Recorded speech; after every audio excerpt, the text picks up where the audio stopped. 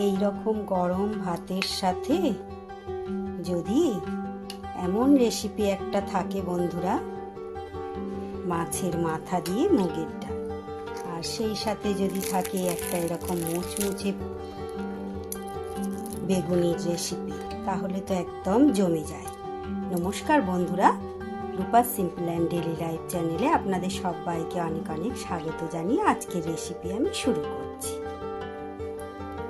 আজ নিয়ে চলে এসেছি কাতলা মাছের মুড়ো দিয়ে মুগ ডাল, একদম অনুষ্ঠান বাড়ির মতো, একদম জমজমাটি খাবার। গরম ভাতের পাতে কোনো কিছু ভাজার সাথে আর কিছু লাগবে না, সুন্দর সুস্বাদু একটা পদ। তাহলে আপনারা দেখতে থাকুন আমি কিভাবে তৈরি করছি আমার এই রেসিপি। যদি রেসিপিটা ভালো লাগে অবশ্যই একটা লাইক করবেন, কমেন্ট করবেন, শেয়ার করবেন। আর যারা আমার চ্যানেলটাকে এখনো সাবস্ক্রাইব করেননি বন্ধুরা, তারা প্লিজ প্লিজ একটা সাবস্ক্রাইব করে দেবেন। তাহলে শুরু করা যাক আজকের রেসিপিটা তৈরি করার জন্য আমি এখানে 200 গ্রামের মতো মুগ ডাল নিয়ে নিয়েছি। এই ডালটা কিন্তু আমার আগে থেকে কড়ায় হালকা করে বেশ ভেজে নেওয়া আছে শুকনো খোলায়। এই ডালটা আমার সব সময় ভেজে রাখা থাকে বাড়িতে, ভেজে ঠান্ডা করে আমি কৌটোয় ভরে রেখে দিই। তার কারণ হচ্ছে যখনই আমার ডাল রান্না করি না কেন আমার আর তখন ভাজতে হয় না, চটজলদি এটাকে ভালো করে ধুয়ে সিদ্ধ করতে বসিয়ে দিতে পারি। আর এইভাবে ভেজে রাখলে কিন্তু বন্ধুরা আপনাদের পোকা লাগবে না। বর্ষাকালে আমাদের ডালে পোকা লেগে যায়, এটা এরমভাবে ভেজে রাখলে কিন্তু দীর্ঘদিন আপনারা এটা রেখে দিতে পারবেন, বেশ অনেক দিন, কিন্তু পোকা লাগবে না। রান্না করতেও সুবিধা হয় যেহেতু ভাজা থাকে, আর সাথে সাথে ভাজতে হয় না, আর ধুয়ে ফেলা যায় অতি সহজে। তাহলে ডালটা আমি ভেজে নিয়ে তারপরে সিদ্ধ করতে বসাবো। ভাজা আছে, ভেজে নিয়ে না, ধুয়ে ভালো করে জল দিয়ে ধুয়ে আমি সিদ্ধ করতে বসাচ্ছি। গ্যাসে কড়াই বসিয়ে জল দিয়ে দিয়েছি। এবার আমি ভালো করে ধুয়ে রাখা ডালটা আগে ভালো করে সিদ্ধ করে নেব।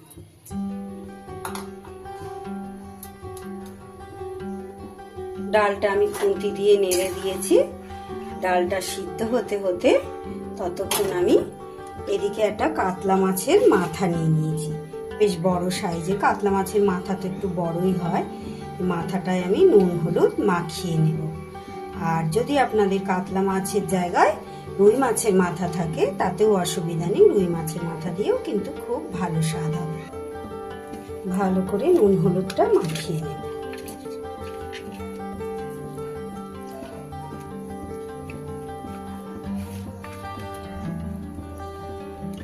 সুন্দর করে, এতে আর কিছু দেব না, শুধু নুন আর হলুদ সুন্দর করে মাখিয়ে নিলাম।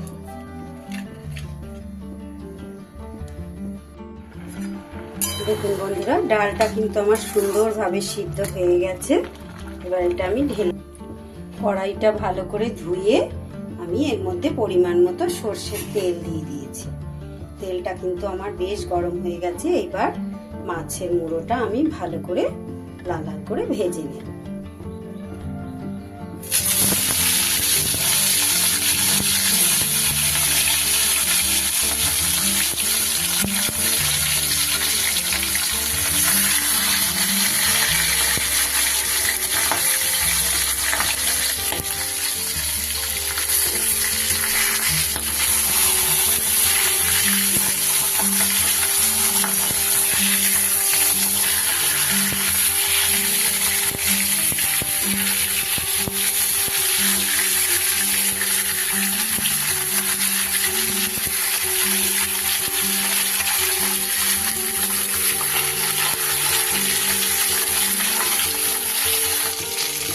মাছের মাথাটা কিন্তু আমার খুব সুন্দর করে ভাজা হয়ে গেছে।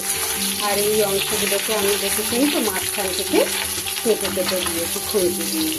ভাজা হয়ে যাওয়ার পর এগুলো কিন্তু কেটে কেটে দেওয়া যায়, চাইলে এগুলো আপনারা আগেও কেটে নিতে পারেন, সেটাও সুবিধা হবে। আমি পরে কেটেছি, ধোয়ার সময় ঘিগুলো বেরিয়ে যাবে বলে, আর আগে থেকে কাটিয়ে পরে ভাজার সময় কেটে নিয়ে ভালো করে লাল লাল করে ভেজে নিই। এবার এগুলোকে আমি তুলে নিই। এইবার এই মাছ ভাজা তেলের ওপরেই ফোড়ন দিয়ে দেব। একটু জিরে, 2টো শুকনো লঙ্কা আর একটা তেজপাতা।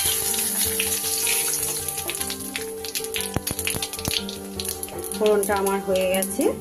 এবার এতে দিয়ে দেব একটা বড় সাইজের পেঁয়াজ কুচিয়ে রেখেছি, সেটা ভালো করে ভেজে নেব।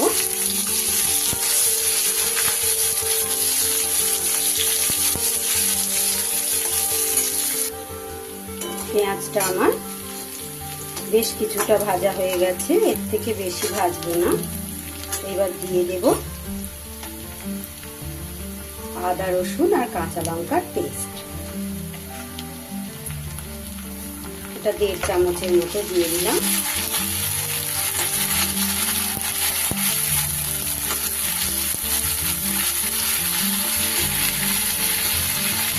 আর দেবো আমি একটা টমেটোকে ছোট করে কুচিয়ে রেখেছি, সেটা দিয়ে দিলাম।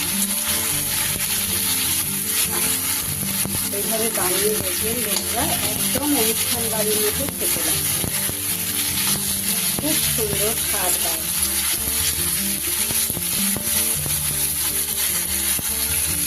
এবার দিয়ে দেব পরিমাণ মতো নুন, হলুদ গুঁড়ো আর ধনে গুঁড়ো। আগে থেকে আমার কোনো রকম নুন বা হলুদ ডালের মধ্যে দেওয়া নেই, সিদ্ধ করার সময়। খুব ভালো করে কষে নিই। খুব সুন্দর করে মশলাটা আমার কষানো হয়ে গেছে, টমেটোগুলোও গলে গেছে, আর সেই সাথে দেখুন সুন্দর করে মশলাটা তেল ছেড়ে। এবার আমি সিদ্ধ করে রাখা ডালটা দিয়ে দিই। অবশ্যই কিন্তু ডালটা আপনারা এভাবে কড়াইতে সিদ্ধ করবেন, কুকারে সিদ্ধ করলে কিন্তু এর স্বাদ ভালো হবে না।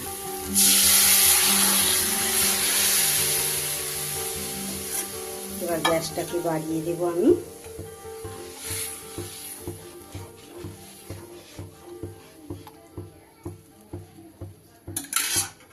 এবার মাছের মুড়োগুলো দিয়ে দেব।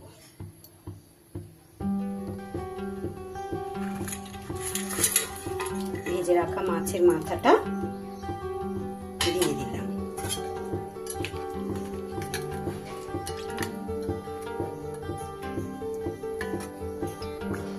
সুন্দরভাবে ডালটা কিন্তু আমার ফুটে গেছে। এবার আমি সামান্য একটু চিনি দিয়ে দিলাম স্বাদটাকে ব্যালেন্স করার জন্য। এটা চাইলে আপনারা নাও দিতে পারেন। আর দিয়ে দেব গরম মশলার গুঁড়ো।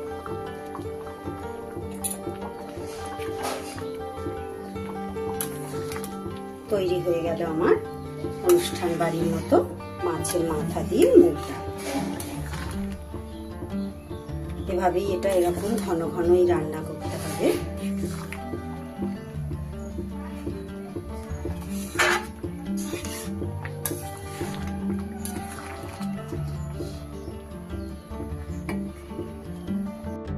তৈরি হয়ে গেল আমার অনুষ্ঠান বাড়ির মতো কাতলা মাছের মাথা দিয়ে মুগের ডাল।